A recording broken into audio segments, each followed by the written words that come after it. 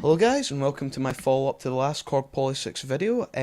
I was going to start by showing you a few interesting things that I found out about the KORG PolySix. Now this one here I sort of discovered when I was wondering how could I make the filter self-oscillate without actually feeding it any of the VCO, because there's actually no level settings or on and off settings apart from the sub-oscillator here for the VCO at all. So how would you go around doing that? Well, KORG have actually given you the option to do this, and I don't know if this is a consequence of the design or if it was actually intended to be this way by the Roland engineers when they designed the KORG PolySix. But I've got a very simple sort of patch going on here, just a sawtooth wave.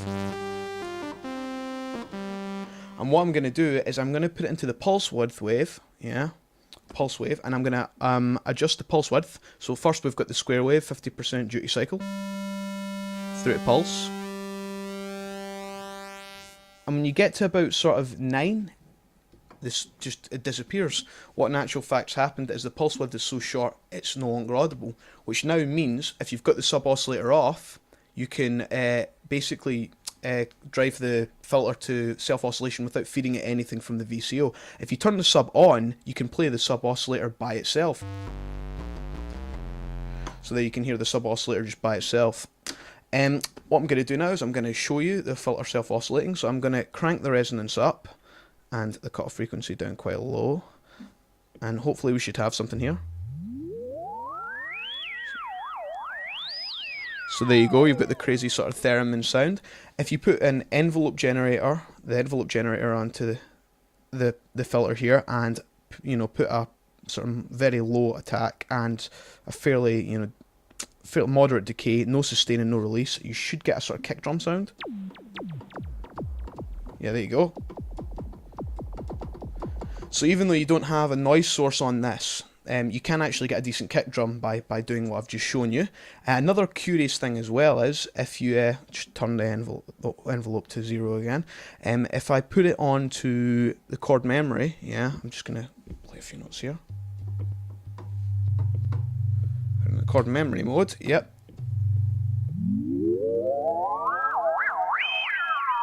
You can get chords with the self-oscillation, which is, pretty insane, eh? If you turn the resonance up, I think it distorts it slightly. Makes it sound kind of discordant, But this is one of the sort of cool tricks I've just discovered by experimenting with the KORG PolySix.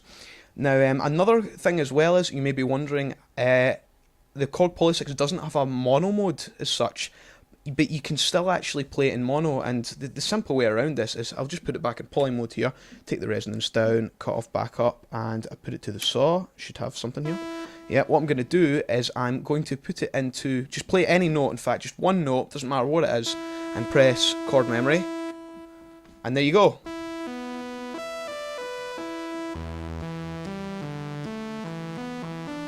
You've got a monosynth as such, and unfortunately you don't have legato and you don't have portamento on it, but beyond that you basically have a mono feature in it, and unlike the Juno, so that's quite handy too.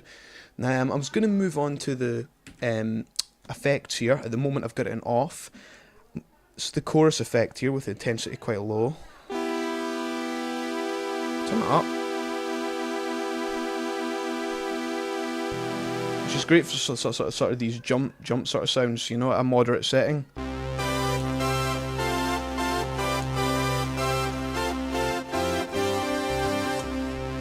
So it's not a bad jump impersonation by any means. You also have a phaser here, so just it's a low speed setting or rate. Speed it up.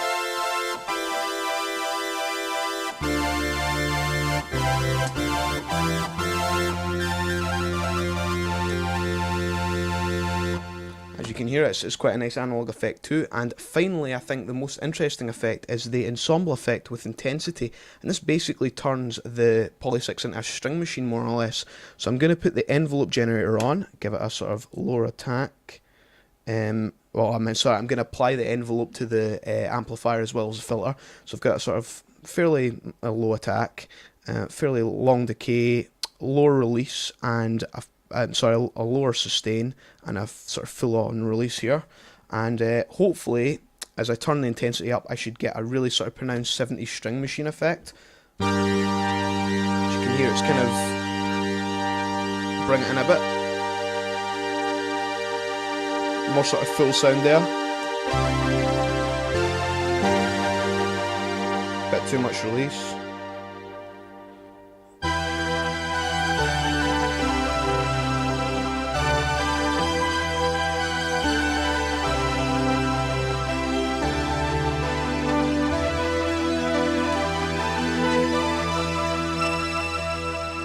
And it's again, I mean, if you're looking for a cheap sort of string machine sound, if you get a KORG PolySix, you've got a full synthesizer and a very, very passable string machine as well, you know. And as I said, I'm pretty sure the Selena only has one VCO per voice anyway, so it's with this effect, it still sounds very thick and very full and very warm as well. And if you give it a bit of resonance as well, just a wee bit. You can add a wee sort of wee bit of sparkle. Make it sort of more middly, more distant sounding. So you know, again, you know, there's a lot of, you know, room for experimentation with the very simple controls. Next up, I think I'll show you the arpeggiator. So I'm going to put it back onto the gated mode here. I'm going to turn the resonance up quite a bit and the cutoff quite low. And I'm just going to fire the arpeggiator on and just play a few notes. We have it in latch mode there. You can hear the filter in action with a fair bit of resonance. Now on the arpeggiator you have a few controls. You have the range, which is 1 octave, 2 octaves, as you'll hear. Goes a bit higher, and the full range of the keyboard. You also have 3 patterns: up, down, and up down. And the latch mode is basically just the hold mode for the arpeggiator. So, you know, if I put it off, it will only play when I play it. And if I put it in latch mode, I just hold down some notes and it'll play by itself. I can adjust the speed here, and I have a wee sort of LED showing me the rate visually. As you can hear the filter. This is it in poly mode. Nice warm filter, sort of kind of a wee bit sort of squelchy. Crank the resonance up a wee bit more. But if you put it in unison mode, it gets even bigger.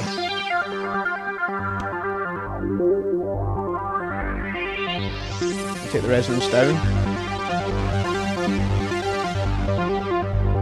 One thing about the resonance is when you crank it up, you sort of lose a bit of the bottom end of the sound. I mean, that's to be expected with a lot of synthesizers, but it's especially apparent on the KORG PolySix. The SSM filter is very warm sounding, and but at the same time it's kind of quite squelchy as well. And it's probably one of my favourite filters because it sounds really kind of buzzy and electric, you know, not minimal buzzy, maybe not, but it's certainly got a sort of kind of, you know, electric sort of feel. So anyway, I think this is probably about time to wrap this one up, because I don't know from here, but I'm pretty sure I'm kind of near the 10-minute mark. I might make another one and just much less talking and just some other sounds, but I've shown you some of the basic sort of, you know, features, you know, some of the basic sort of timbres you can get from the KORG PolySix just by manipulating the controls on a sort of very basic level. So hopefully this will give you some insight as to what the instrument's all about. So thanks for watching, guys. I hope you enjoyed it, and I'll let you know if I make another video, but until then, I'll see you later.